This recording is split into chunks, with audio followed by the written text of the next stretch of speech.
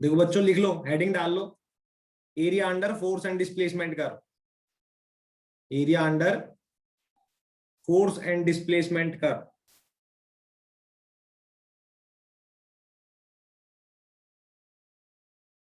Under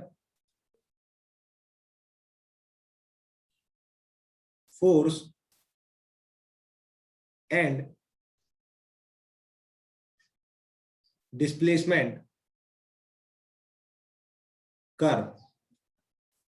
समझ में आया नहीं आया? आया क्या? आ जाओ, देखो अब ध्यान से जल्दी से।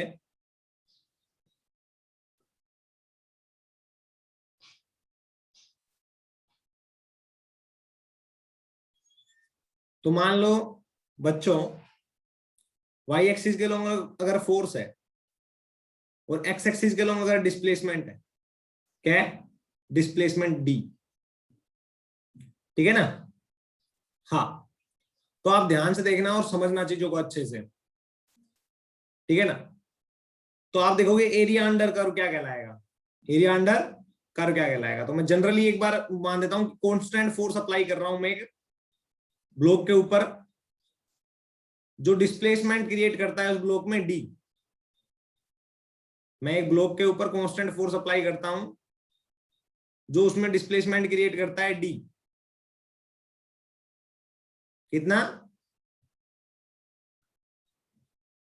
डी डिस्प्लेसमेंट क्रिएट कर देता है। तो उसको मैं अगर ऑब्जर्व करूंगा तो मैं ऐसे ही दिखाऊंगा ना कि ये तो डी हो गया मेरा, और ये मेरा क्या हो गया? कांस्टेंट फोर्स जो अप्लाई किया एफ। हाँ कि ना? अरे बताओ, हो गया या नहीं हो गया? हो गया ना? तो आप क्या लिखोगे? F into D. क्या वो एरिया अंडर दिस कर्व देगा? अरे क्या वो एरिया अंडर दिस कर्व देगा या नहीं देगा? This curve, force curve. हाँ क्या ना?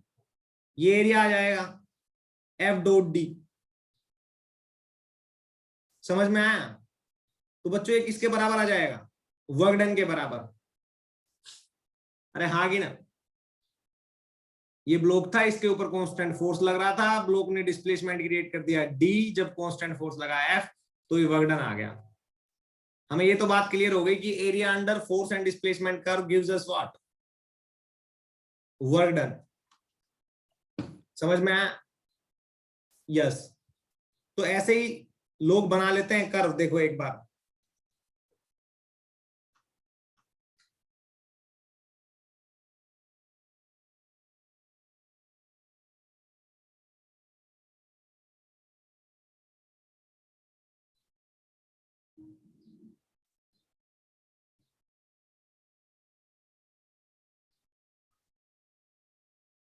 देख लो एक बार ध्यान से।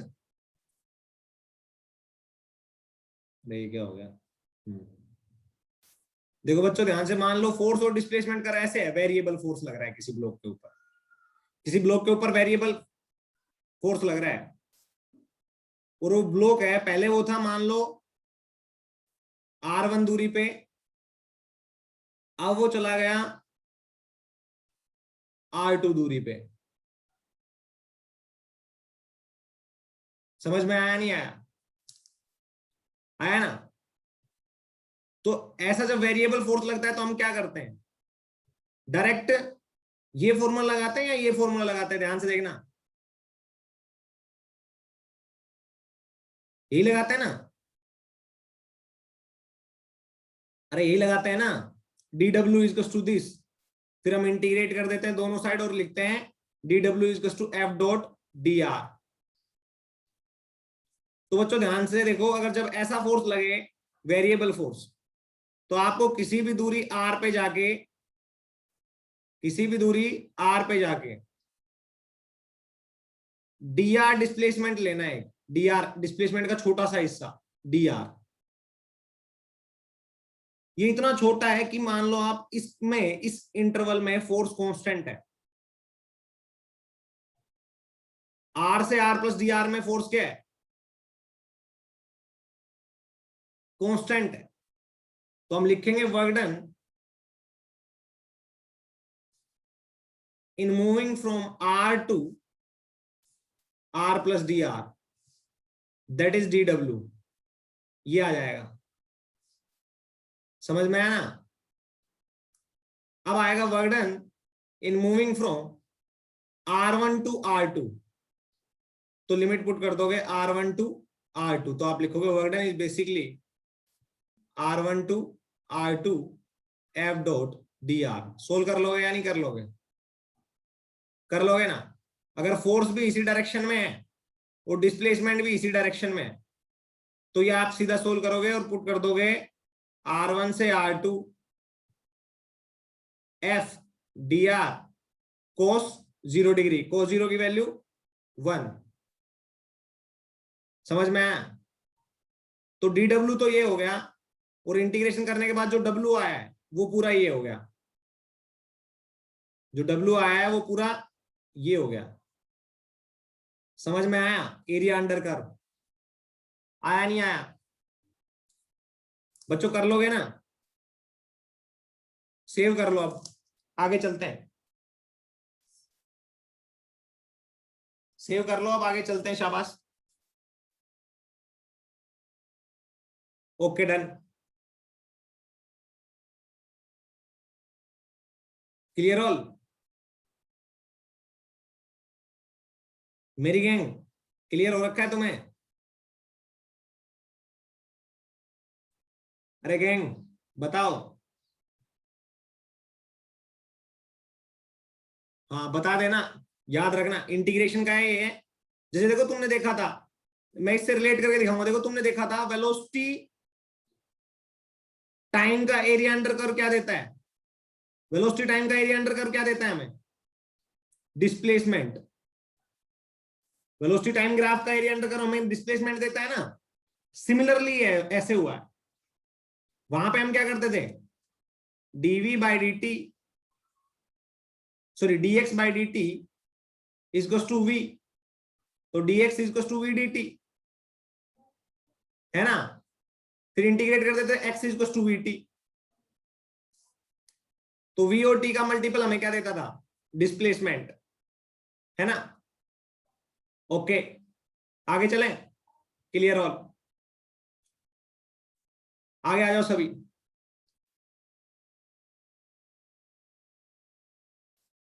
आगे आ जाओ।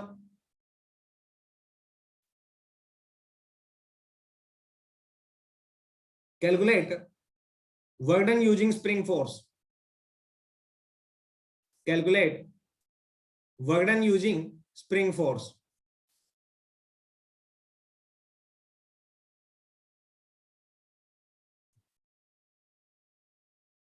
Using spring force.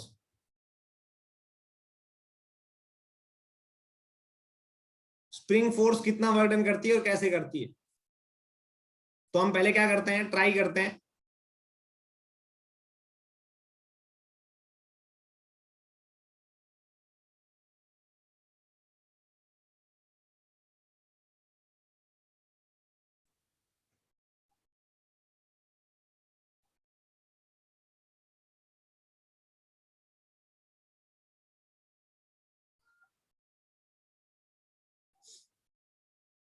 मान लो बच्चों स्प्रिंग ये है हमारे पास, ठीक है। ये मास है m। आप ज्यादा ना समझो, आप इतना समझो कि ये स्प्रिंग है जो ये ओरिजिन पे रखी हुई है। अगर मैं ग्राफ बनाऊं आपके सामने, स्प्रिंग कहां पे रखी है? ओरिजिन पे, ठीक है ना।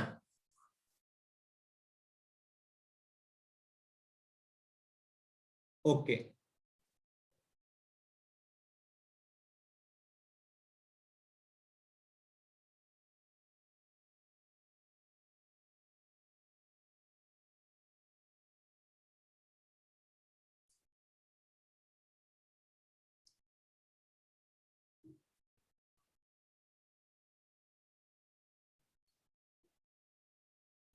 देखो ध्यान से। अब बच्चों मान लो नेचुरल लेंथ पे, यहाँ पे स्प्रिंग थी नेचुरल लेंथ पे। अब जैसे स्प्रिंग को आप इधर एक्सटेंड करोगे तो पॉजिटिवली एक्स डायरेक्शन में एक्सटेंड हो रही है ना। हम ये फोर्स बना दिया, ये एक्स डिस्प्लेसमेंट का ग्राफ बना दिया। तो जब आप इधर एक्सटेंड करोगे तो आप ध्यान से देखना, एफ इक्वल्स टू क्या होता है, माइनस के एक्स। तो अगर डिस्प्लेसमेंट पॉजिटिव एक्स डायरेक्शन में है तो फोर्स किधर लगेगी, अपोजिट डायरेक्शन में, मतलब फोर्स हो जाएगी नेगेटिव। ऊपर की डायरेक्शन में फोर्स पॉजिटिव है, ये पॉजिटिव एक्स एक्सिस है, ये नेगेटिव फोर्स हो जाएगी और ये नेगेटिव एक्स एक्सिस के अलोंग वो हो जाएगा डिस्प्लेसमेंट। समझ में आया? इधर डिस्प्लेसमेंट पॉजिटिव, इधर नेगेटिव, इधर फोर्स पॉजिटिव, इधर फोर्स नेगेटिव। बच्चों मेरी आवाज नहीं आ रही क्या आप लोगों को?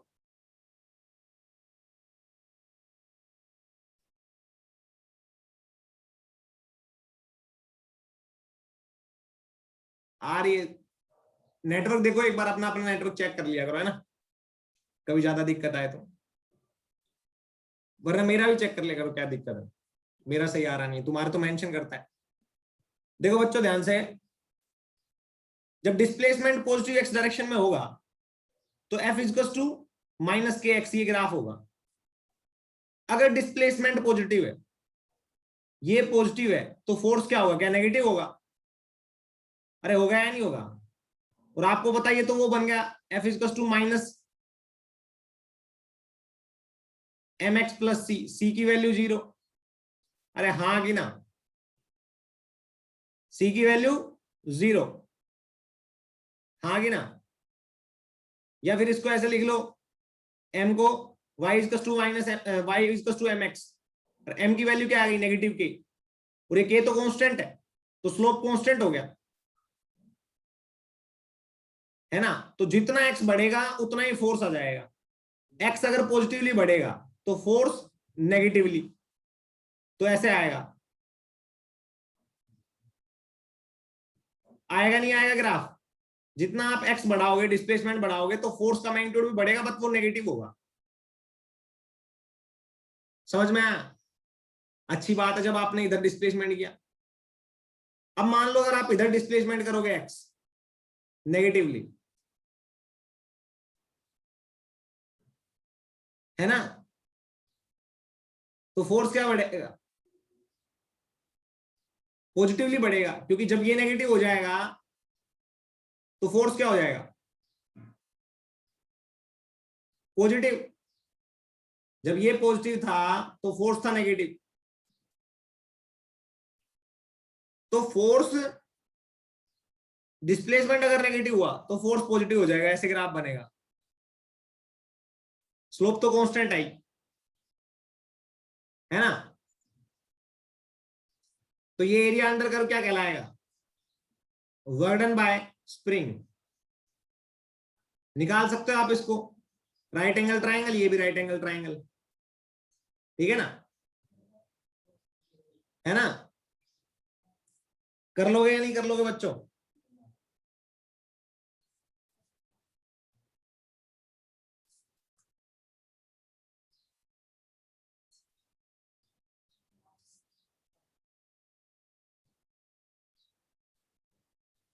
कर लोगे क्या? ओके, कर लेना, ठीक है। हाँ चलो आ जाओ, आगे चलते हैं। Clear all?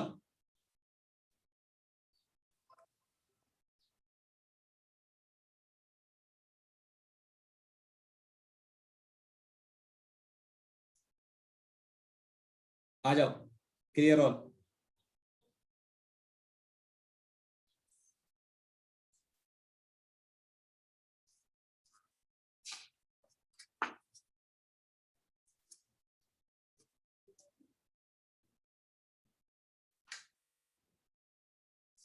आ जाओ बच्चों, काइनेटिक एनर्जी, नए टॉपिक पे आ जाओ। काइनेटिक एनर्जी, काइनेटिक एनर्जी,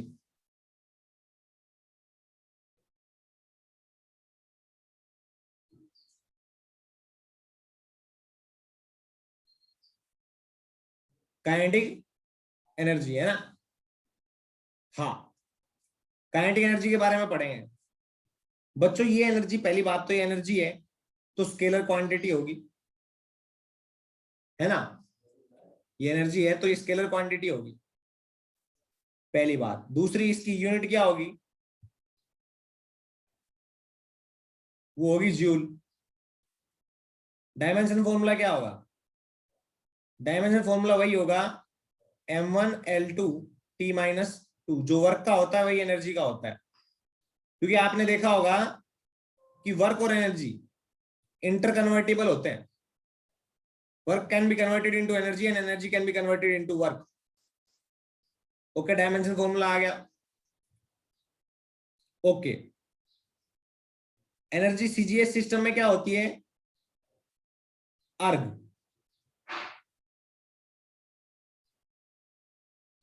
ठीक है, समझ में आया? ओके, तो बच्चों बेसिकली काइनेटिक एनर्जी का जो फॉर्मूला होता है वो होता है half m v dot v. तो आपको पता है वी का डॉट करोगे वी के साथ में, तो v vector dot v vector is to v का मैग्नीट्यूड वी का मैग्नीट्यूड, और वेलोसिटी का वेलोसिटी के साथ एंगल क्या होगा? 0 डिग्री। तो ये वी स्क्वायर आ जाता है। तो आप इसको फर्दर लिख सकते हो 1/2 एम वी स्क्वायर। इतना समझ में आया? आया क्या? आया क्या बच्चों? आ गया, अच्छी बात है, अच्छी बात है ना? मास कभी नेगेटिव हो नहीं सकता, वेलोसिटी कभी नेगेटिव हो नहीं सकती, क्योंकि वेलोसिटी नेगेटिव होगी, यहाँ पे स्क्वायर कर दोगे तो उसका क्या हो जाएगा? पॉजिटिव हो जाएगी। तो वी स्क्वायर कभी नेगेटिव नहीं होगा। तो मीन्स काइनेटिक एनर्जी कभी नेगेटिव नहीं होगी, ऑलवेज पॉजिटिव और जीरो, नेगेटिव नहीं होगी। समझ में आया ना? नेगेटिव नहीं होगी, it can never be negative. समझ में आया नहीं आया? अच्छा, तीसरी बात, बच्चों आप मेरे को एक बात बताओ, कोई भी, अभी तो मैं तुम्हें थोड़ा बस फॉर्मुलेटिकली बता रहा हूं, अभी थोड़ी फील भी दिलाऊंगा, टेंशन मत लो। कोई भी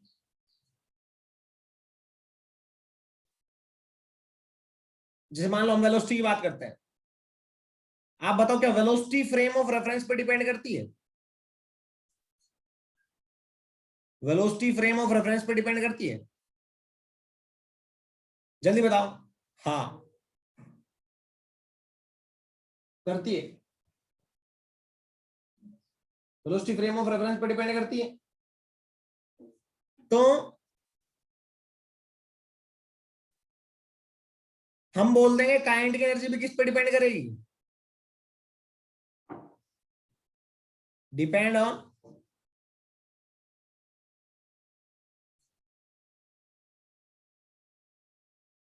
फ्रेम ऑफ रेफरेंस। समझ में आ गया? Kinetic energy depend on frame of reference. Okay, अच्छी बात है। हाँ, अब दूसरी बात आती है, इस तरह काइनेटिक एनर्जी एक्चुअली क्या है, थोड़ी फील दे रहा हूं। तो फील के पॉइंट ऑफ व्यू में मैं बोल दूंगा तुम्हें बच्चों, एग्जैक्टली काइनेटिक एनर्जी क्या होती है? Kinetic energy is basically the energy possessed by a body due to its motion. Energy possessed by a body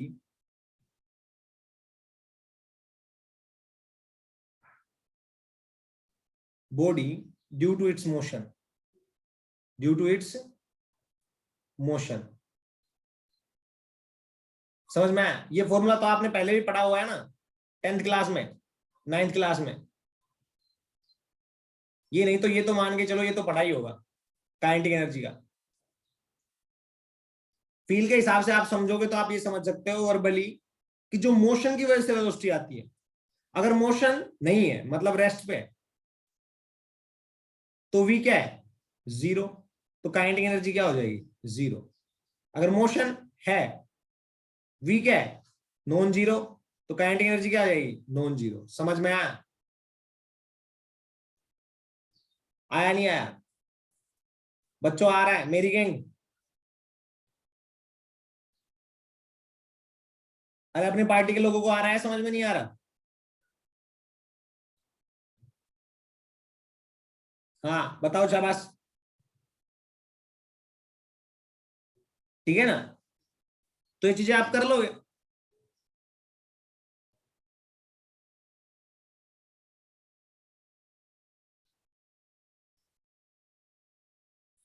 तो बेसिकली आप बोलोगे सर ये काइनेटिक एनर्जी का सीन क्या है? तो मैं बोलूंगा मान लो आपने किसी को एक ब्लॉक ऐसे रखा हुआ था, आपने उसके ऊपर एक फोर्स लगाई, फोर्स लगाने से क्या उसने काइनेटिक एनर्जी अटेन की? अब यहां पे मान लो इनिशियल वेलोसिटी 0 थी, यहां पे पक्का कुछ ना कुछ वेलोसिटी होगी, होगी या नहीं होगी? होगी ना? अरे हाँ की ना? तो जो आपने फोर्स की वजह से वर्क डन किया, work done by force F is stored in the form of, is stored in the body in the form of kinetic energy, stored in the form of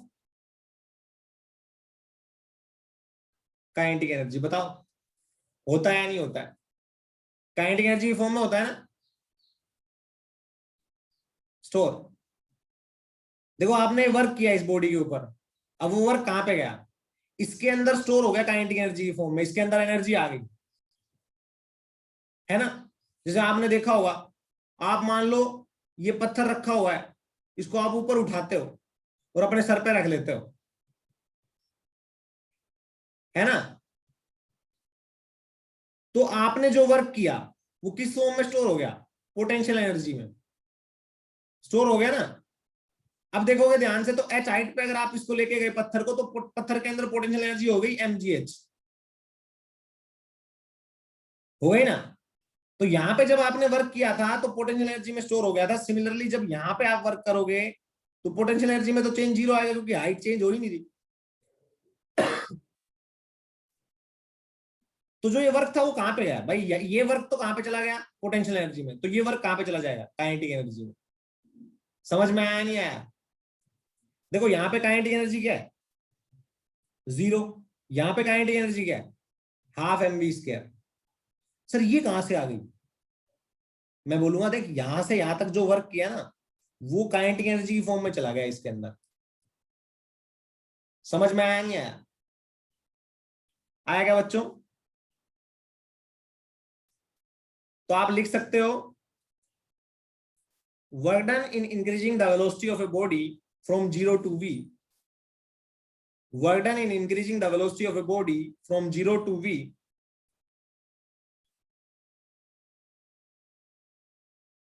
it's stored in the form of kinetic energy, it's stored in the form of kinetic energy।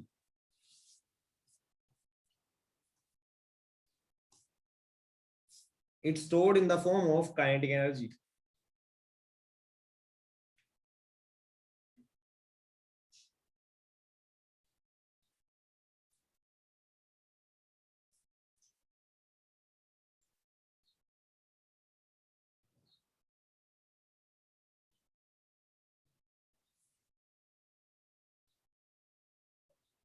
it's stored in the form of kinetic energy।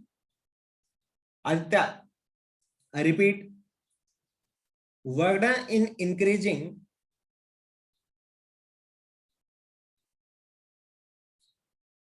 work done in increasing